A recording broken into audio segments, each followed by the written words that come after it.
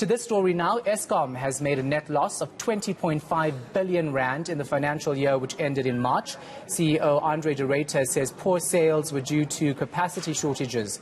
Rofhiwa Madzena is at Megawatt Park, where Eskom released its annual results. So Rofhiwa, Eskom says it's disappointed with earnings and expects them to be worse in the next fiscal year.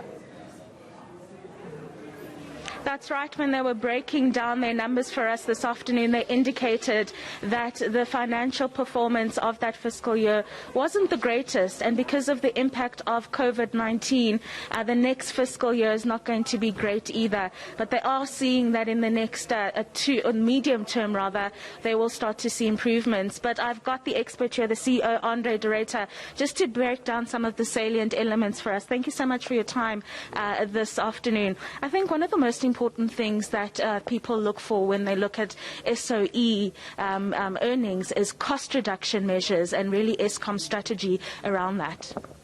Yes, we need to address our cost base, and we've been taking active measures to do so. We've reduced our headcount already on a voluntary basis and natural attrition by 2,000. We are forecasting that our diesel cost this year will come in 30% lower, and we are going to keep our coal cost for the year flat, so offsetting any inflationary increases on that front. So I think we are making good progress on our cost base, but obviously there's more to be done. Right, and another important element here is sales. Over the last decade, we have seen a decline in sales when it comes to power. So when we talk about increasing sales, apart from tariffs, what is Eskom looking at here?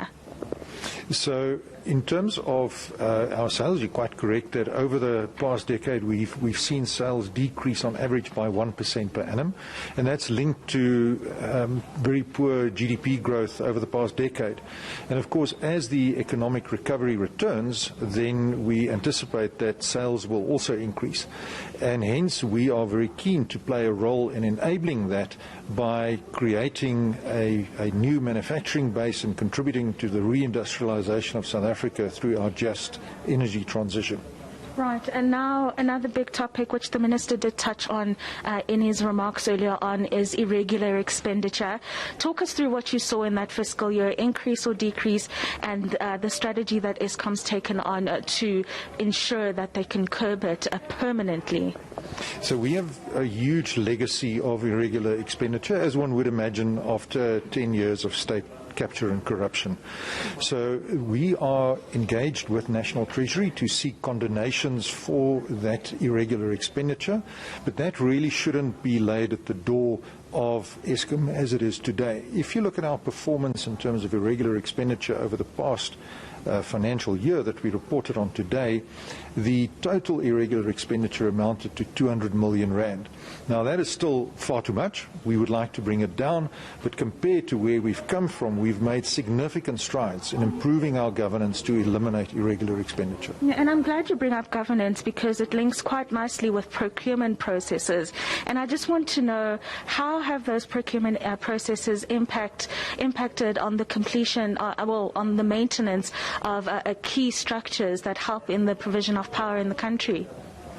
So the extraordinary efforts that we've made to maintain our equipment, to, for example, complete the Majuba rail tippler system, those have been going far slower than I personally would have liked because of delays in obtaining the necessary approvals for those procurement processes. And this is not reflective of anything untoward that is going on inside Eskom. It's more a question of adequate resources being allocated to approving our procurement in Treasury. Right, and then just a final thought for you. When we talk about just the future going forward for Eskom, you did say this next financial year is going to be quite difficult for you all. Taking that into consideration, maybe just take our viewers into your confidence about the load shedding prospects. You did mention some good news about the fact that units have gone online and are starting to contribute to the grid.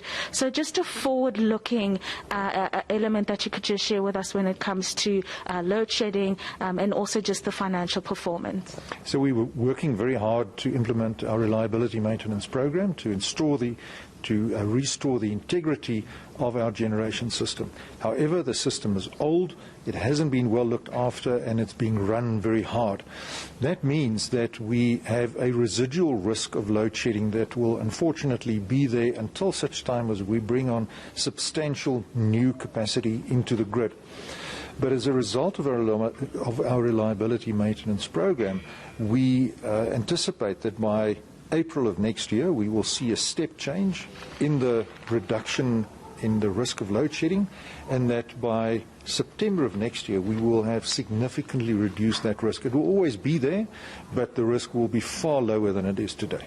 Right, Shahan, there you're saying the risk of load shedding will always be there, but the company is working as hard and as diligently as it can to get rid of all the rot that's accumulated over the decades and bring it back to its former glory, Shahan.